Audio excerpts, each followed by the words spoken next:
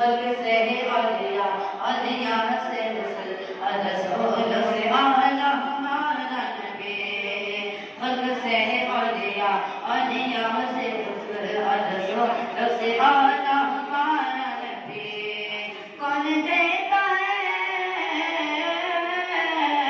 کون دیتا ہے جتنے کو چاہیے دینے والا سچا ہمارا نبی اللہم صلی علی سیدنا مولانا محمد اللہم صلی علی سیدنا مولانا محمد کیا خبر کتنے تارے کھلے چھپ گئے کیا خبر کتنے تارے کھلے چھپ گئے پر نہ ڈوبا ہمارا نبی کیا خبر کتنے تارے کھلے چھپ گئے پر نہ ڈوبا ہمارا نبی مجھے کونین میں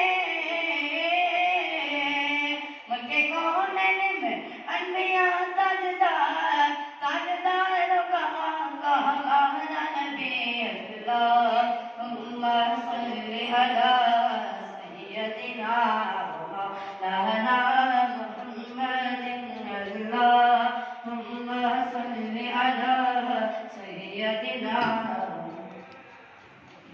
محمد افنان ولد محمد اسماعیل محمد افنان ولد محمد اسماعیل محمد افنان ولد محمد اسماعیل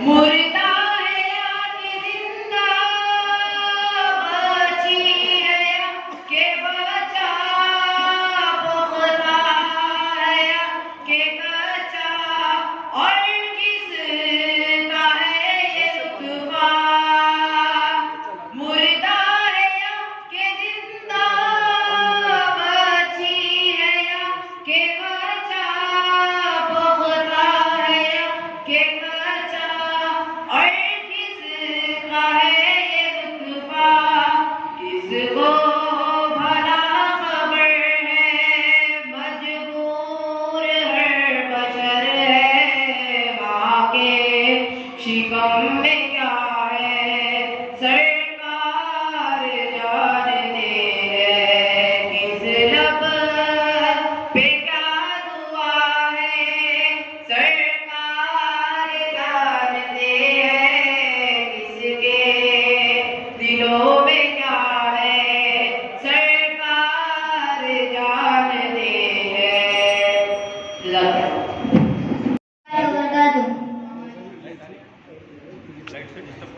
نام احمد یہ وہ نام ہے جو ہمیں بے ارادہ بھی منہ سے نکل جائے گا نام احمد یہ وہ نام ہے جو ہمیں بے ارادہ بھی منہ سے نکل جائے گا راہ کے سنگ ریزے بکھر جائیں گے اہل بے درد کا دل پگھل جائے گا راہ کے سنگ ریزے بکھر جائیں گے اہل بے درد کا دل پگھل جائے گا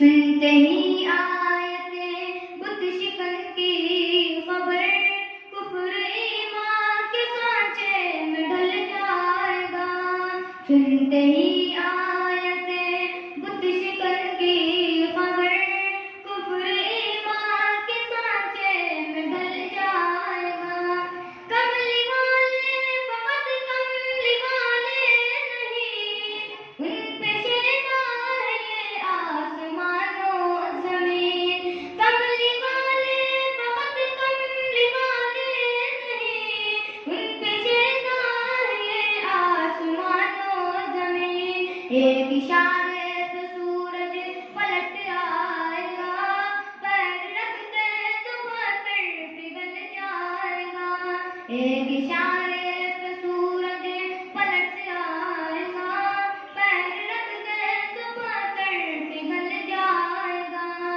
سدرۃ المنتہا پر جو پہنچے نبی، سر جھکا کر یہ جبریل کہنے لگے، سدرۃ المنتہا پر جو پہنچے نبی، سر جھکا کر یہ جبریل کہنے لگے، یا حبیب خدا اب سوا آپ کے اس سے آگے جو جائے گا ڈل جائے گا، یا حبیب خدا اب سوا آپ کے اس سے آگے جو جائے گا ڈل جائے گا۔ الفت مدینے سے یوں ہی نہیں، میری الفت مدینے سے یوں ہی نہیں، میرے آقا کا روضہ مدینے میں ہے، میرے آقا کا روضہ مدینے میں ہے، میں مدینے کی جانب نہ کیسے کھنچوں، میں مدینے کی جانب نہ کیسے کھنچوں، میرا دین اور دنیا مدینے میں ہے، میرا دین اور دنیا مدینے میں ہے، عرش اعظم سے جس کی بڑی شان ہے، عرش اعظم سے جس کی بڑی شان ہے، روضہ مصطفیٰ جس کی پہچان ہے، روضہ مصطفیٰ جس کی پہچان ہے، جس کا ہم پلہ کوئی محلہ نہیں، جس کا ہم پلہ کوئی محلہ نہیں، ایسا محلہ مدینے میں ہے، ایک ایسا محلہ مدینے ہے دل میں کسی کی الفت، ہے دل میں کسی کی الفت، سرکار جانتے ہیں، ہے دل میں کسی کی الفت، سرکار جانتے ہیں، کرتا ہے کون نفرت، کرتا ہے کون نفرت، سرکار جانتے ہیں، میدان کربلا میں،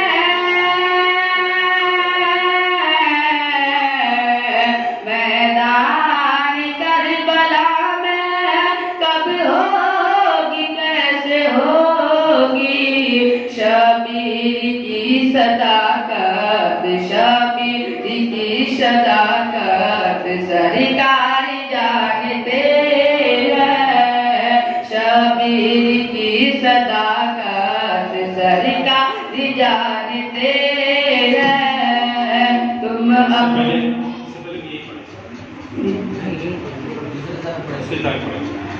تم اپنی بچیوں کو، تم اپنی بچیوں کو ہرگز نہ بوجھ سمجھو، تم اپنی بچیوں کو ہرگز نہ بوجھ سمجھو، تم اپنی بچیوں کو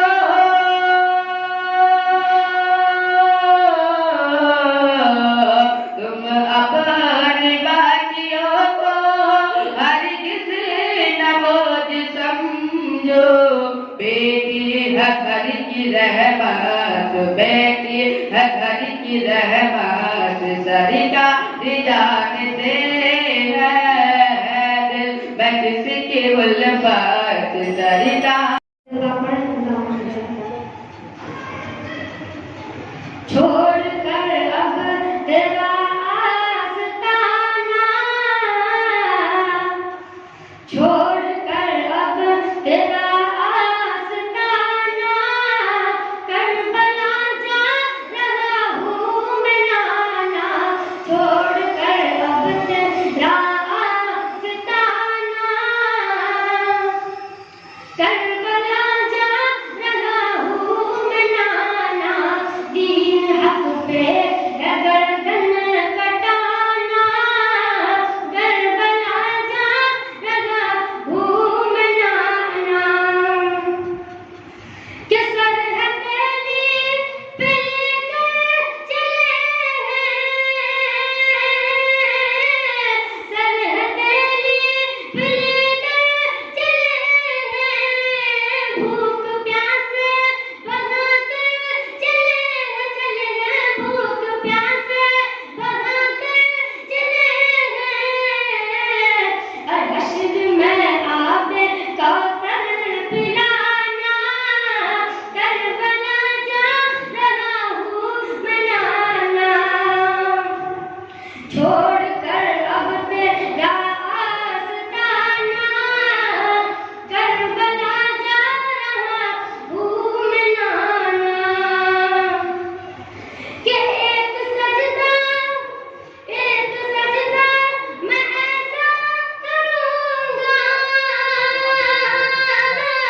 ایک سجدہ میں ایسا کروں گا جن کو محشر میں پورا کروں گا جن کو محشر میں پورا کروں گا ایسا قیامت کے دن ہے اٹھانا کربلا جا رہا ہوں میں نانا جو لڑکوں کے لیے ہے اسی طرح بالکل ابھی فنکشن ہال میں خواتین و لڑکیوں کے لیے پروگرام ہے گزشتہ ابھی جو گیا سو اتوار حضرت کلام پاک کا مقابلہ تھا پھر آنے والے اتوار کو انشاءاللہ تقریر کا مقابلہ ہے پھر اس کے بعد والے اتوار کو کوئز یعنی آقا علیہ السلام کی سیرت پاک پر ہماری ایک چھوٹی سی کتاب ہے جس میں 160 سوال و جواب ہیں بالکل جو بچے 14 سال سے کم عمر کے ہیں اور جو بچیاں 9 سال سے کم عمر کی ہے اس میں بالکل حصہ لے سکتے ابھی بھی وقت ہے آپ چاہیں تو 15 دن میں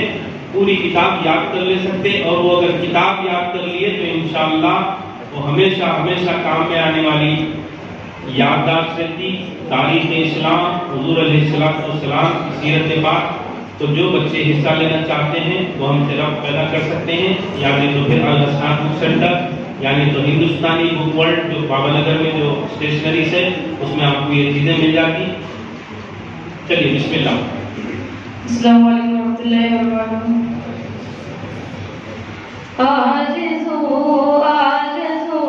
آرزو مدینے کی میرا دل لبھاتی ہے آرزو مدینے کی میرا دل لبھاتی ہے آرزو مدینے کی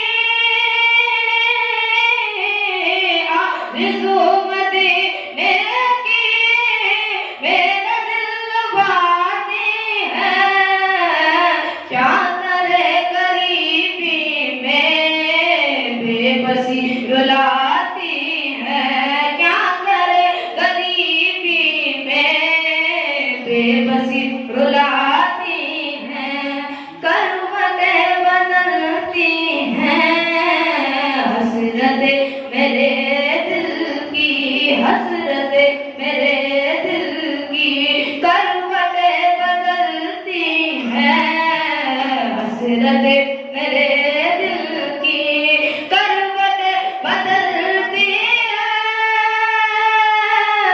کروٹیں بدلتی ہیں حسرت میرے دل کی گلشن مدینہ میں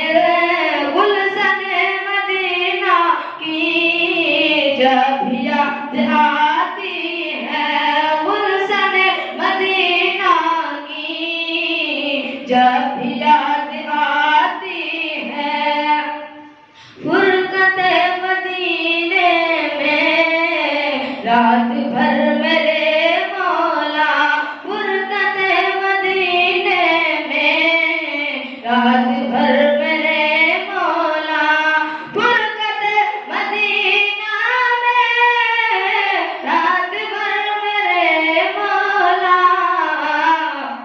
نیند میں آنکھوں میں آتی اور جاتی ہیں، نیند میں آنکھوں میں آتی اور جاتی ہیں، آرزو مدینے۔ الحمد لله رب العالمين، والصلاة والسلام على سيد الأنبياء والمرسلين وعلى آل طيبين الطاهرين وأصحابه الأكرمين أجمعين. أما بعد، فأعوذ بالله من الشيطان الرجيم. بسم الله الرحمن الرحيم. وما أرسلناك إلا رحمة للعالمين. صدق الله العظيم وصدق رسوله النبي الكريم. إن الله وملائكته يصلون على النبي يا أيها الذين آمنوا صلوا عليه وسلموا تسليما.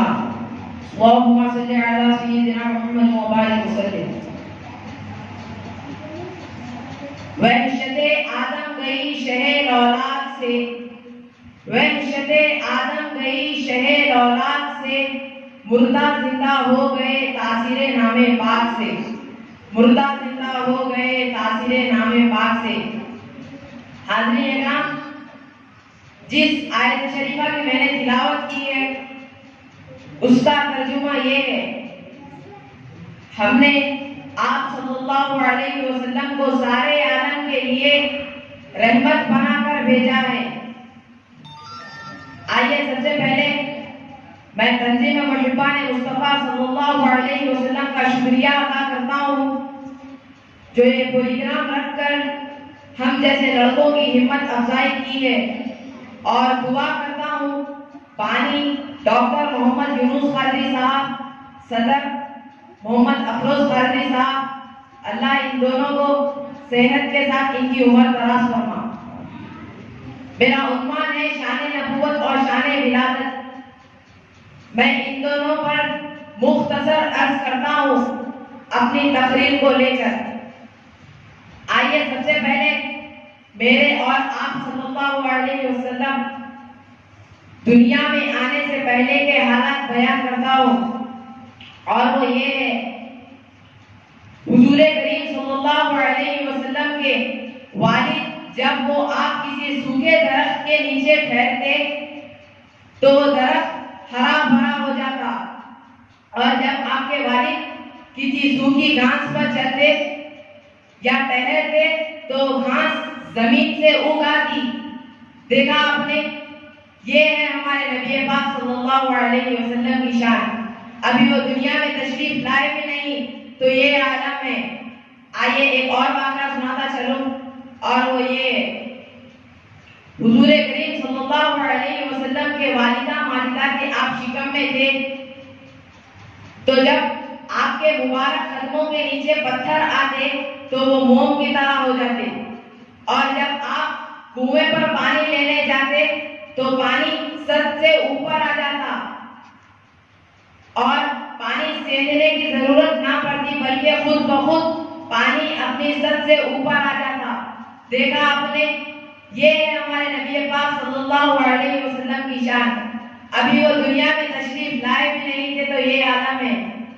حضور کریم صلی اللہ علیہ وسلم کے ولادت کے موقع پر قریش نے دیکھا کہ کعبۃ اللہ شریف کا یہ خوشی کا عالم ہے کہ کئی روز تک کعبۃ اللہ شریف کے اندر سے آواز آتی رہی اور وہ کہہ رہا تھا کہ اب میرا نور مجھے لوٹا دیا جائے گا اور میرے طواف کرنے والے میرے پاس آئیں گے.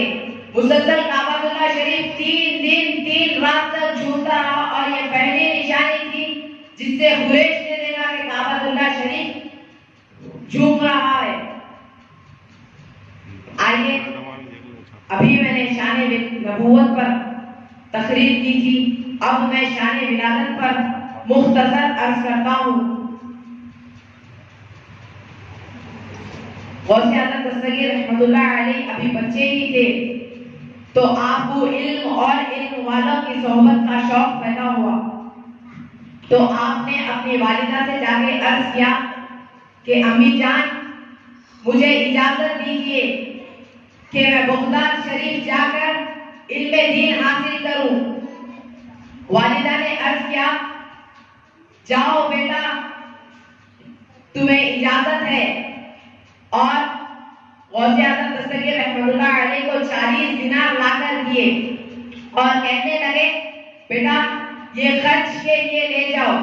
غوث اعظم دستگیر رحمۃ اللہ علیہ نے وہ 40 دینار لے لیے اور ایک بٹوے میں رکھ کر اپنی قبر سے باندھ لیے اور بغداد شریف جانے کے لیے تیار ہو گئے۔ غوث اعظم دستگیر اپنی والدہ رخصت کے وقت آپ سے ارشاد کریں کہ بیٹا ہمیشہ سچ بولنا، کبھی جھوٹ سے بچنا۔ تو غوث اعظم دستگیر رحمۃ اللہ علیہ اپنی ماں سے رخصت پا کر بغداد کے لیے نکل چلے۔ غوث اعظم وہ ایک قافلہ ایک جنگل کے پاس رکا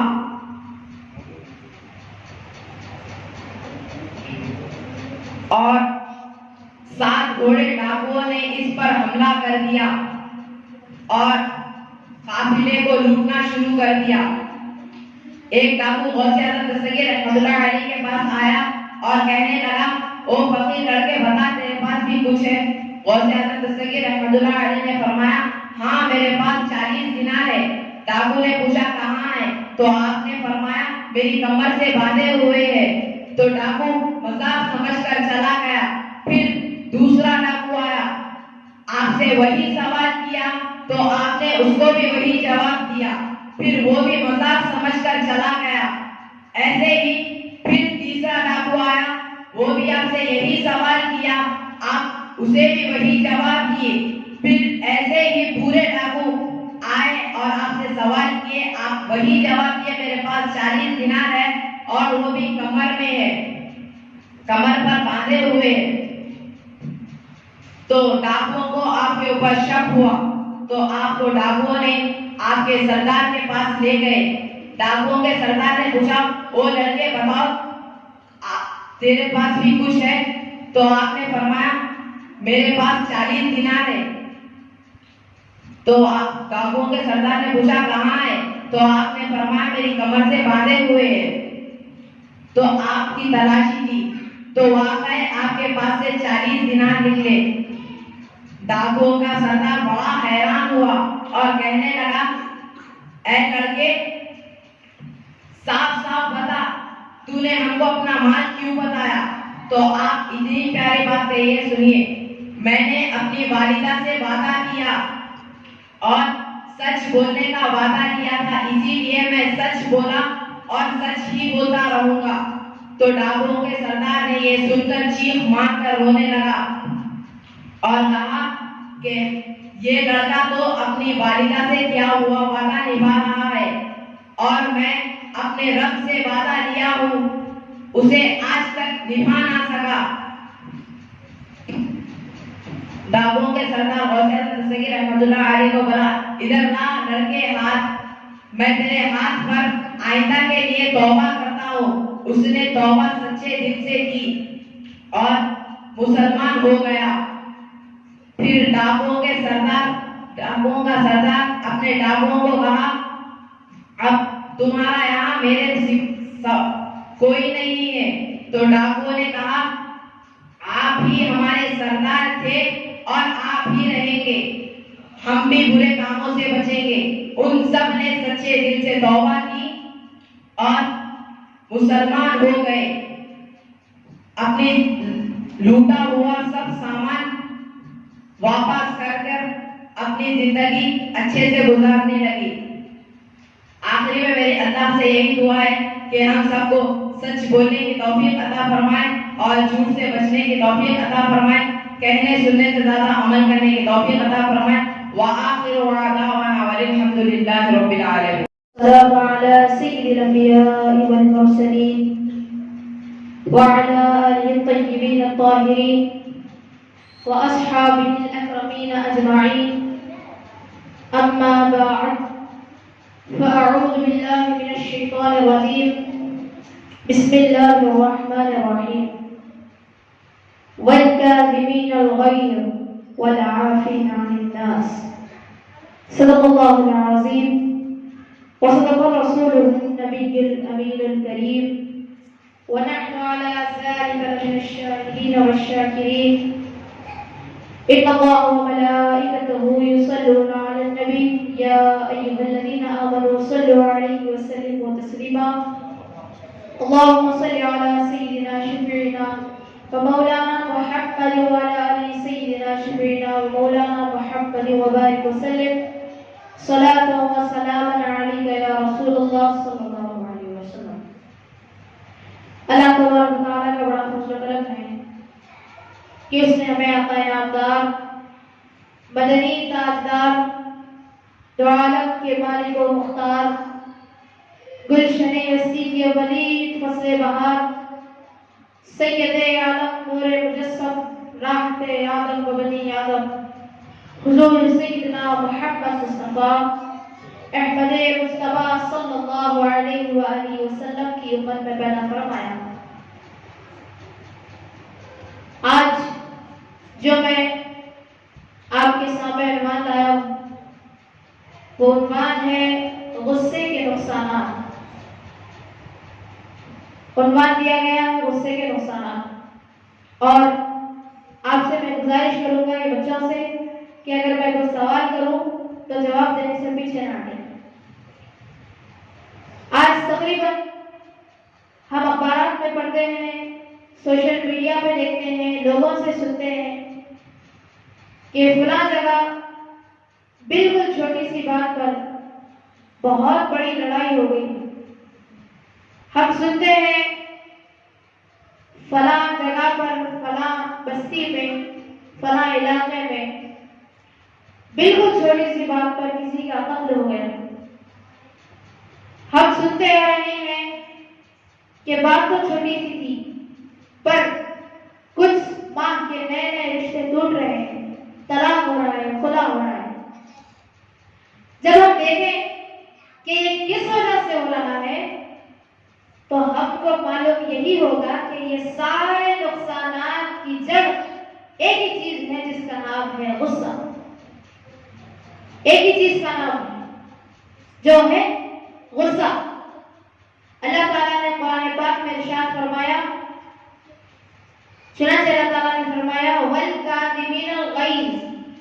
متقی لوگوں کے بارے میں اللہ تعالیٰ نے ارشاد فرمایا اور متقی لوگوں کے بارے میں ارشاد فرماتے ہوئے ان کی دو علامتیں اللہ نے ارشاد فرمائی. پہلی, متقی لوگ وہ ہوتے ہیں جو اپنے غصے پر قابو پاتے ہیں, غصے کو روکتے ہیں. اور دوسری علامت کیا فرمائی اللہ تعالیٰ نے, متقی لوگ وہ ہوتے ہیں جو لوگوں کو معاف کرتے ہیں. پہلا, غصے پر قابو پاتے ہیں. دوسرا, لوگوں کو معاف کرتے ہیں. لوگوں کو معاف کرتے ہیں. اللہ تعالیٰ نے اپنی بے شمار مخلوقات بنائے. اللہ تعالیٰ نے اپنی مخلوق میں انسان پیدا فرمایا.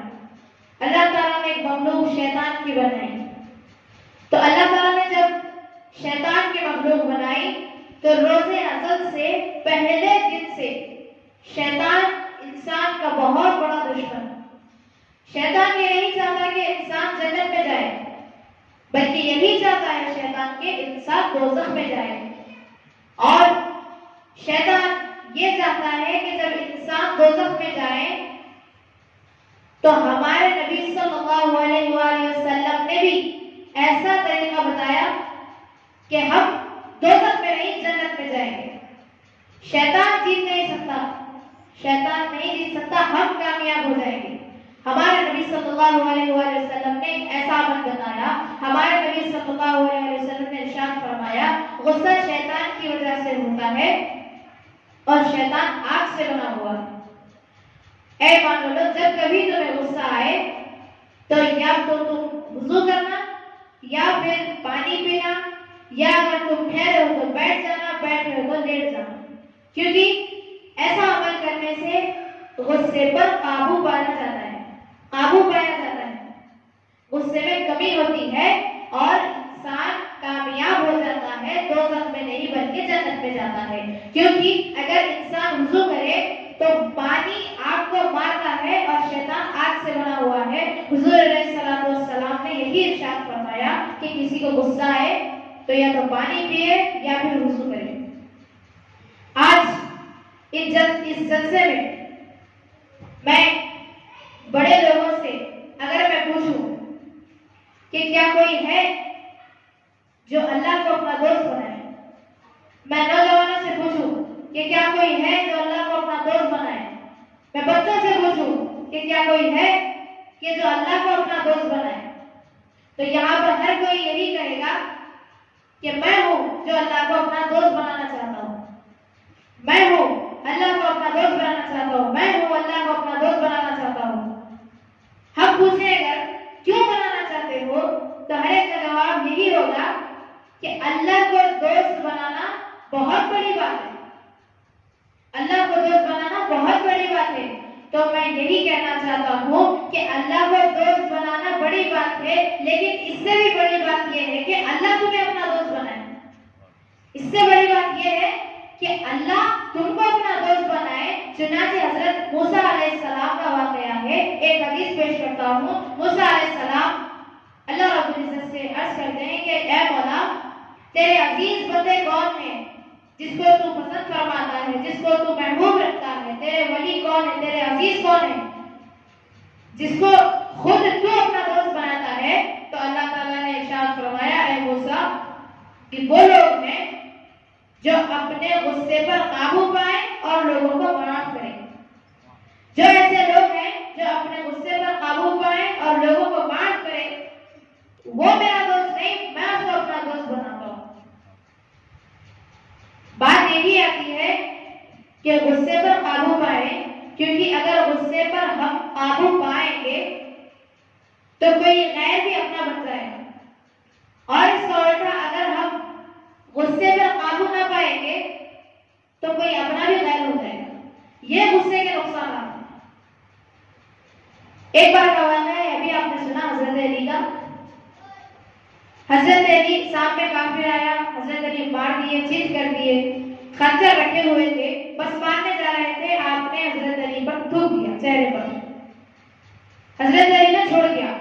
جب وہ حیران ہو کر عرض کرنے لگا اے مولا علی، جب میں آپ کے اوپر تھوکا تو آپ بدلہ نکالنا تھا، کیوں مجھے آپ نے معاف کیا؟ حضرت علی نے فرمایا میں یہاں پر اللہ کے لیے لڑنے آیا ہوں، اگر میں تجھے مارتا تو وہ غصے میں لکھا جاتا، اور اگر غصے میں لکھا جاتا تو اللہ مجھ سے ناراض ہو جاتا۔ میں اللہ کو راضی کرنے کے لیے آیا ہوں، اگر غصے میں اگر میں مارتا تو اللہ ناراض ہو جاتا تھا۔ اور دوسری بات یہ سنو، مسلمانوں میں ایک آدمی کا اضافہ کمی ہو جاتی ہے۔ اگر میں غصے پر قابو پا لوں اور تجھے چھوڑ دوں تو شاید تو مسلمان ہو جائے، مسلمانوں میں ایک آدمی کا اضافہ ہو جائے۔ جب یہ مولا علی کی بات اس نے سنی تو ایسا اثر ہوا اس پر کہ وہ مسلمان ہو گیا، وہ مسلمان ہو گیا۔ مولا علی نے غصے پر قابو پایا۔ اگر مولا علی غصے پر قابو نہ پاتے اور غصہ نکال دیتے تو ایک آدمی مسلمانوں کے دائرے میں آنے سے رک جاتا، شیطان جیت جاتا، لیکن حضرت علی نے ایسا نہیں کیا، غصے پر قابو پائے، شیطان کو ہرایا، مولا علی جیت گئے۔ ایسے ہی آج ہم جلسے میں بیٹھے ہوئے ہیں تو صرف جلسے میں آنا، اس مقابلے میں آنا، غصے کے بارے میں سننا پھر چلے جانا، کتاب میں غصے کے بارے میں پڑھنا، کتاب بند کر دینا، صرف یہی کامیابی نہیں ہے، یہی پوری بات نہیں ہوتی۔ اس چیز کو اپنی عملی زندگی میں لانا اصل بات ہے، عملی زندگی میں لانا اصل بات ہے۔ امام حسن کا واقعہ اٹھا کے دیکھیں، پیارے نبی کے نواسے ہیں، دسترخوان پر بیٹھے ہوئے ہیں، جو آدمی سرو کر رہا ہے وہ آدمی جا رہا ہے، کچھ ایسا ہوا اس کے ساتھ، گرم گرم سالن میں پیارے نواسے پر گر گیا. جب پیارے نواسے نے نظر اٹھا کر اس کو دیکھا، قاری عرض کرنے لگا، حضور والا، اللہ تعالیٰ قرآن پاک میں ارشاد فرماتا ہے وَالْكَاظِمِينَ الْغَيْظَ. جو متقی لوگ ہوتے ہیں، جو اللہ والے لوگ ہوتے ہیں، وہ اپنے غصے پر قابو پاتے ہیں. عرض کرنے لگا قاری کہ حضور والا مجھے معاف کر دیجیے، اللہ تعالیٰ ارشاد فرماتا ہے وَالْكَاظِمِينَ الْغَيْظَ. پیارے نواسے نے ارشاد فرمایا ٹھیک ہے جا، میں اپنے غصے پر قابو پا گیا. خادم وہی نہیں رکتا، آگے عرض کرتا ہے حضور والا، آگے اللہ تعالیٰ نے فرمایا وَالْعَافِينَ عَنِ النَّاسِ. وہ لوگوں کو معاف کرتے ہیں، وہ بدلہ لینے کی بجائے لوگوں کو معاف کرتے ہیں. امام حسن نے کہا ٹھیک ہے جا، میں تجھے معاف کر دیا. بس خادم یہاں پر بھی نہیں رکتا، خادم آگے کرتا ہے وَاللَّهُ يُحِبُّ الْمُحْسِنِينَ. اے حضور والا، ایسے لوگوں کو اللہ پسند فرماتا ہے، ایسے لوگوں کا نام متقیوں میں اللہ تعالیٰ رکھتا ہے. جب خادم نے یہ عرض کی وَاللَّهُ يُحِبُّ الْمُحْسِنِينَ تو امام حسن نے اس خادم کو بڑے انعام کے ساتھ سرفراز فرمایا، انعام اس کو عطا فرما دیا. تو اس سے ہمیں سبق کیا ملتا ہے؟ امام حسین، امام حسن پیارے نواسے حضور کے اگر اس وقت برداشت نہ کرتے تو وہ غصہ نکل جاتا. امام حسین نے برداشت کیا، متقیوں کے امام میں نام آیا امام حسن کا، پیارے نواسے کا متقیوں کے امام میں آیا. تو ایسے ہی اللہ کو اگر دوست بنانا چاہتے وہ تو کوئی بڑی بات ہے، لیکن اس سے بڑی بات یہ ہے کہ اللہ تمہیں دوست بنا دے. تو اس سے ہمیں سبق، غصے کے نقصانات میں اگر ملنا ہے تو اس بات کو ذرا الٹا کریے، کیونکہ اگر کوئی غصے پر قابو پاتا ہے، لوگوں کو معاف کرتا ہے، وہ اللہ اس کو اپنا دوست بناتا ہے. ویسے ہی اگر کوئی غصے پر قابو نہیں پاتا، انتقام لیتا ہے، معاف نہیں کرتا، انتقام لیتا ہے، تو وہ اللہ کی دوستی سے محروم ہو جاتا ہے. متقیوں میں نام نہیں آتا بلکہ اللہ کی دوستی سے محروم ہو جاتا ہے. اور وہیں اگر کوئی صبر کر لے تو ان کا نام بھی متقیوں میں آتا ہے، اللہ خود اپنا دوست بناتا ہے. ہم مسلمان ہیں، اللہ کی اطاعت کرنا ہے، اللہ کے رسول کی اطاعت کرنا ہے. ہم مسلمان ہیں، ہم اللہ کو بھی مانتے ہیں، ہم اللہ کے رسول کو بھی مانتے ہیں. اور اگر ہم کو اپنا نام متقیوں میں لکھانا ہے تو اطاعت الہی اور اطاعت رسول کرنا ضروری ہے. غصے کے نقصانات سے بچنا یہ اللہ کا حکم ہے، اور غصے کے نقصانات سے کیسے بچیں اس کے لیے ہم کو حضور کی اطاعت کرنا ضروری ہے. کیا خوب فرمایا شاعر نے، ہے دل میں جب محبت و عظمت رسول کی، ہے دل میں جب محبت و عظمت رسول کی، اپنائیے سنت رسول کی. ابھی ایک صاحب نے اس طریق الغضب کا ذکر کیا. غصے سے پرہیز کرنا ضروری ہے.